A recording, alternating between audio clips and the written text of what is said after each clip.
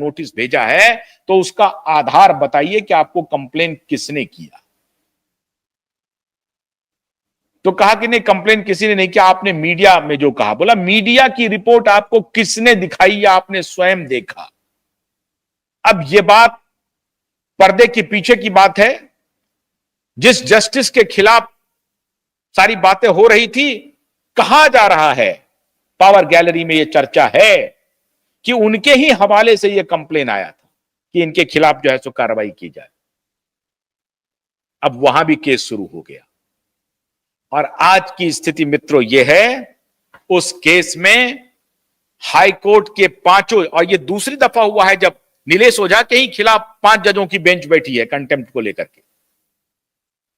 और जब एहसास कराया गया नीलेश ओझा नहीं झुके, नहीं दबे, उन्होंने कहा कि नहीं, आपको यह बात पब्लिक में नहीं बोलनी चाहिए थी, आपको पहले अदालत में बोलना चाहिए था। 5 जजों ने पूछा, कहा कि आप इस पर अपना रिप्लाई फाइल कीजिए। बोला रिप्लाई क्या फाइल करना है? मैंने 2 साल पहले ही लिखित में जस्टिस रेवती मोहिते डेरे के खिलाफ लिखित में 200 पेज का कंप्लेन फाइल किया हुआ है। उस पर आज तक सुनवाई क्यों नहीं हुई है, पहले यह बताया जाए। अदालत हैरान हो गई, क्या बात कर रहे हैं आप मीडिया में जाने के पहले आपने कोर्ट को अप्रोच किया है इस मुद्दे पर? कहा अप्रोच नहीं किया है, मैंने आकर के कोई जुबानी तर्क वितर्क नहीं किया है, लिखित इतने पेज का हमने कंप्लेन फाइल किया है और 2 साल से वो अदालत नहीं सुन रही है, पहले इसका जवाब दिया जाए। अदालत के पास कोई जवाब नहीं था। ये प्रयास भी फेल हो गया। आखिरी उन्होंने कोशिश की थी कि नीलेश ओझा जी को पहले घेरो, इनको कानूनों के पेच में उलझाओ। लेकिन मैंने उस वक्त भी कहा था कि अगर इन्होंने एक नीलेश ओझा जी को परेशान किया है तो वहां एडवोकेट ईश्वरलाल अग्रवाल, एडवोकेट तनवीर निजाम, एडवोकेट अभिषेक मिश्रा, आयुष तिवारी, एडवोकेट मीना ठाकुर और ऐसे एडवोकेटों की पूरी फौज खड़ी है जो हर एक अपने आप में नीलेश ओझा है। तो नीलेश ओझा को दबा लोगे तो बात दब जाएगी, ऐसा होने वाला नहीं है। लेकिन नीलेश ओझा भारी पड़े और फिर 5 जजों को लगा कि साहब इस मामले में तो मामला गड़बड़ हो जाएगा। आज के दिन में उसकी क्या स्थिति है मुझे नहीं मालूम, मैं पूछ करके बताऊंगा नीलेश जी से। लेकिन इनको भी परेशान करने की कोशिश हुई, यहां से भी उभरे।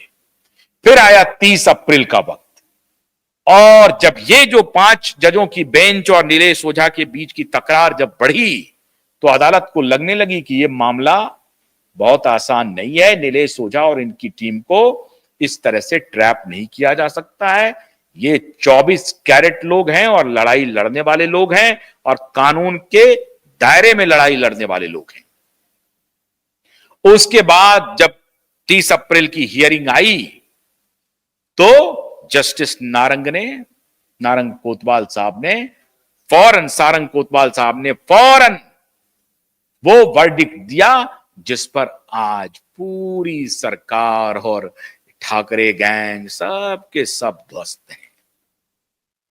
अब फर्जी रिप्लाई फाइल किया, फर्जी ठाकरे ने इंटरवेंशन फाइल किया, पीआईएल में भी इंटरवेंशन फाइल किया था, अभी फाइल किया, झूठ बोल रहा है, पूरा एफिडेविट झूठा कर दिया। शैलेश नगरकर ने जो फाइल किया वो एक बहुत बड़े गले की हड्डी बन गई सरकार के लिए। सरकार बैकफुट पर है, सरकार सोच रही है अब क्या करें, कैसे करें।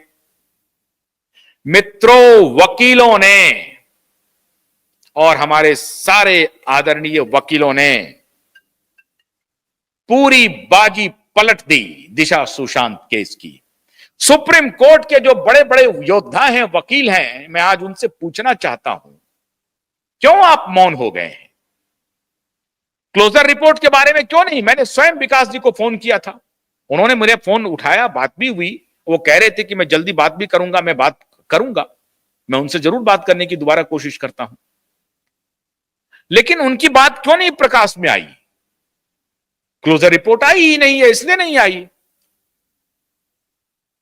क्लोजर रिपोर्ट चूंकि आई नहीं है सुशांत की, तो किस बात पर जवाब देंगे? सही बात है। लेकिन आज सुप्रीम कोर्ट के बड़े बड़े वकील की नजर मुंबई हाईकोर्ट पर लगी हुई है। जिस बात को लेकर के सभी निराश हो गए थे 5 वर्षों से कि कुछ नहीं होगा, मीडिया भी चुप हो गई थी, मेन स्ट्रीम मीडिया भी चुप, बात उठाना बंद कर दी थी, सब चुप हो गए थे। आज हमारे कानूनी योद्धाओं ने पूरी बाजी पलट दी और न्याय की इज्जत रख ली है, अदालत की साख बढ़ा दी है। कॉमन मैन में अदालत एक बड़ी शक्ति के रूप में उभरकर फिर सामने आया है। एक तरफ तो यहां पर घूस के पैसे मिल रहे हैं, जो साख मिट्टी में मिला रहा है, और दूसरी तरफ 30 अप्रैल के बाद जो 2 जुलाई को हियरिंग हुई, जबरदस्त हुई, जस्टिस गडकरी और जस्टिस पाटिल ने जबरदस्त फटकार लगाई, उन्होंने फिर साख बढ़ा दी है, उन्होंने फिर मान बढ़ा दिया है न्याय के मंदिर का। और ये न्याय के मंदिर में जाकर के ये जो न्याय के पुजारी हैं, ये कानूनी योद्धा, अधिवक्ता, उन्होंने पूरी बाजी पलट दी। अब होश पाखता है, होश उड़े हुए हैं ठाकरे गैंग की, और ये उड़ता ही रहेगा।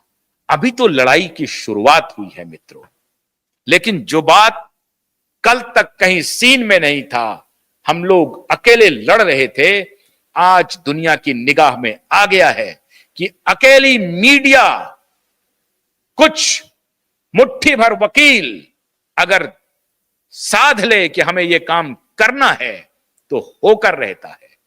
बस आपकी नीयत ठीक होनी चाहिए, तो साध्य भी सधेगा, साधन ठीक होगा तो साध्य भी ठीक होगा, इसलिए मंजिल मिलेगी। मैं वकीलों को नमन करता हूं, और आज मैं ये भी कहता हूं कि जब मैं अपने वकीलों से बात करता था और कहता था कि इस केस में लड़ाई बड़ी है लेकिन जीत पक्की होगी क्योंकि हम लोग सत्य के साथ हैं, उसी जज्बा के साथ हमारे सभी वकील भाई बहनों ने जबरदस्त काम किया है। और ये सारा सेहरा मैं अपने वकील भाई बहनों को देता हूं, नीलेश ओझा की टीम को देता हूं। जबरदस्त उन्होंने काम किया है और पूरा देश ऋणी रहेगा। न सिर्फ सुशांत के परिवार और दिशा के परिवार उनका ऋणी है, पूरा देश ऋणी है। क्यों? क्योंकि ये महज 2 हत्या का केस नहीं है, इसमें पूरे सिस्टम के कोलैप्स होने का मामला है और पूरा सिस्टम इसमें एक्सपोज होगा।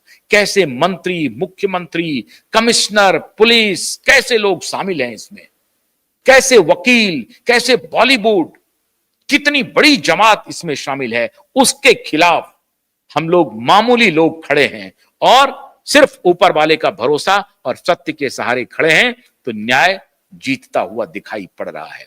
16 जनवरी का इंतजार कीजिए, और इस बीच में बहुत सारी घटनाएं होंगी, बहुत सारी बातें हैं, सब आती रहेंगी।